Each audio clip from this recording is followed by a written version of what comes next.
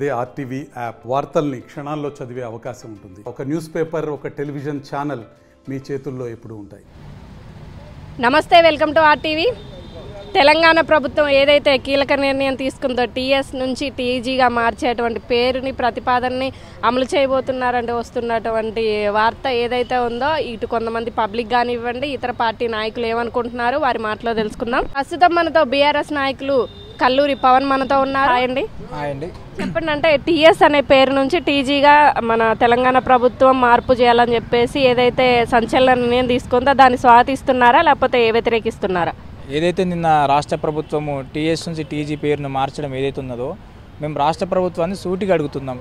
దీనివల్ల ప్రజలకు ఏమైనా లాభం ఉందా అంటే, మీరు ఏదైతే తెలంగాణ రాష్ట్రం అంటే మన రాష్ట్రంలో మీ పార్టీ అధికారం వచ్చేందుకు మీరు ప్రజలకు ఇచ్చిన హామీలు ఏదైతే 6 గ్యారెంటీలు ఉన్నాయో వాటి మీద దృష్టి పెట్టి వాటిని అమలుపరిస్తే ఈరోజు ప్రజలకు ఎంతో కొంత మనకు మంచి జరుగుతుంది.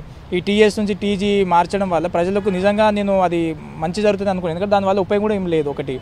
రెండో విషయం ఏంటిదంటే, ఇది కేవలము రేవంత్ రెడ్డి గారు కేసీఆర్ మీద ఒక పగతోటి చేస్తున్నట్టు అనిపిస్తుంది. ఎందుకంటే ఈ 10 సంవత్సరాలలో కేసీఆర్ ఏవైతే మార్పులు చేర్పులు జరిపిండ్రో రేవంత్ రెడ్డి గారు పూర్తిగా వాటిని మార్చాలని ఒక ఆలోచనతో ఈరోజు ఈ నిర్ణయాలు తీసుకుంటున్నారని మాకు స్పష్టంగా అర్థమవుతున్నది.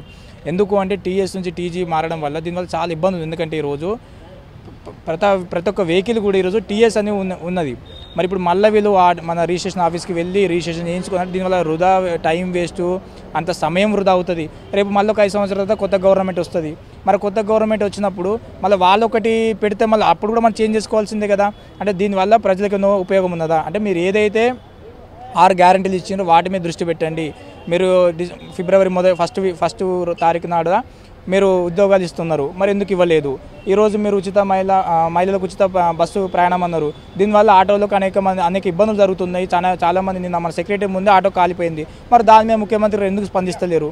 అంటే ఇది కేవలం ఏంటిదంటే కేసీఆర్ మీద ఉన్న కోపంతో ఇవి చేయడం తప్ప ఇది ప్రజలకు ఎలాంటి ఉపయోగం లేదు. ఇప్పుడు మీరు అనేది ఈ టీఎస్ అనే మార్పు నుంచి టీజీకి వెళ్తే వాహనదారులు రిజిస్ట్రేషన్ పరంగా కూడా ఇబ్బందులు పడతారని అంటున్నారా మీరు ఇప్పుడు? తప్పకుండా అండి, ఎందుకంటే ఇప్పుడు రిజిస్ట్రేషన్ ఆఫీస్లో కొత్త వెహికల్స్ వాళ్ళకు మన రిజిస్ట్రేషన్ మన వెహికల్ రావాలన్నా లైసెన్స్ ఇవన్నీ రావాలన్నా కూడా వీటికే సమయం పడుతున్నది. మరి వీటికి సమయం పట్టేటప్పుడు ఇప్పుడు మరి టీఎస్ నుంచి టీజీ చేయడం వల్ల కూడా అనేక ఇబ్బందులు పడతాయి, అనేక సమస్యలు ఏర్పడుతుంది. నిజంగా దీనివల్ల పేద ప్రజలకు ఉపయోగపడుతుందా అంటే ఎలాంటి ఉపయోగం లేదు.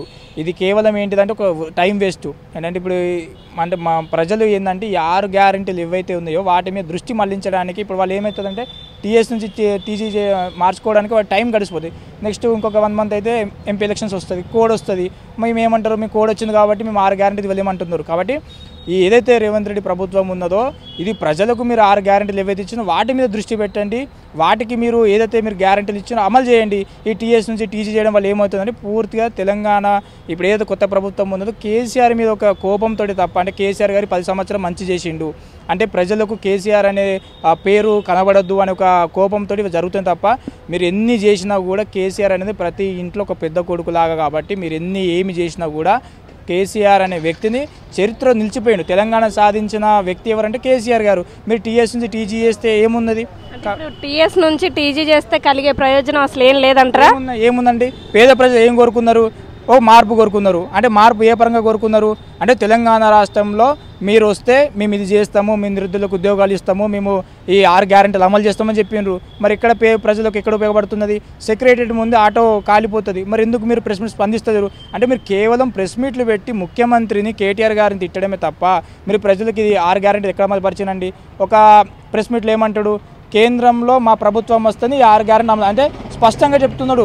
అంటే ఒక బెదిరిస్తున్నాడు, మీరు ఎంపీల ఎలక్షన్ మమ్మల్ని గెలిపిస్తేనే మేము కేంద్రంలో అధికారానికి వస్తుంది గ్యారెంటీ. అంటే ఇప్పుడు కేంద్రంలో కాంగ్రెస్ ప్రభుత్వం అధికారంలోకి రాదు అంటే 6 గ్యారెంటీ అమలు కానట్టే కదా. అంటే మీరు ఈ ప్రజలకు ఇచ్చిన హామీలు ఏంటిది, ఇప్పుడు మీరు చేసేది ఏంటిది అంటే వీటి మీద దృష్టి పెట్టకుండా ఈ టీఎస్ నుంచి టీజీ చేయడం అంటే కేవలం కేసీఆర్ గారి 10 సంవత్సరాలలో ఏదైతే ప్రజలకు మంచి చేసిండో ఆ మంచి ప్రజల్లో ఉంది కేసీఆర్. ఇప్పుడు అందరూ కోరుకుంటున్నారు, ఈ 3-4 నెలల్లోనే ప్రజలందరూ కోరుకుంటున్నారు అరే కేసీఆర్ గారిని ఎందుకు మేము ఓడగొట్టినామని ఒక బాధ కూడా ఉంది. కాబట్టి ఇది ఎక్కడ కేసీఆర్ మీద మళ్ళీ ప్రజలందరూ ఏకమవుతారనే ఒక భావనతోటే ఈ ఇష్యూని డైవర్ట్ చేయడానికి తప్ప దీంట్లో ఏం లేదు. మేము రాష్ట్ర ప్రభుత్వానికి స్పష్టంగా చెప్తున్నాం, మీరు ఏదైతే 6 గ్యారెంటీలు ఇచ్చినో ఆల్రెడీ 50 రోజులు పూర్తవున్నాయి, మరో ఇంకో 50 రోజులు ఉన్నది. ఈ దీంట్లో పూర్తి చేయండి.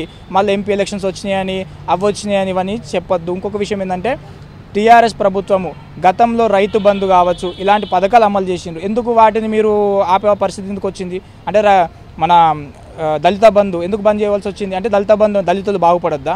మరి మీరు గతంలో ఏం చెప్పిండ్రు, మేము కాంగ్రెస్ ప్రభుత్వం వస్తే అది చేస్తాం ఇది చేస్తామని చెప్పి ఈరోజు మీరు చేసింది ఏంటిది? కాబట్టి మేము ఒక్కటే రాష్ట్ర ప్రభుత్వానికి విజ్ఞప్తి చేస్తున్నాం, డిమాండ్ చేస్తున్నాం. ఈ టీఎస్ నుంచి టీజీ కాదండి, తెలంగాణ ప్రజలు కోరుకునేది ఏంటిది? ఇంత బియ్యము కరెంటు అమలు కోరుకున్నారు. మీరు 6 గ్యారెంటీలు అమలు చేయండి, దీని మీద దృష్టి పెట్టండి. కానీ మీకు ఏదో కేసీఆర్ మీద కోపంతో ఇంకోదో అంటే అలాంటి చేయొద్దని మేము డిమాండ్ చేస్తున్నాం.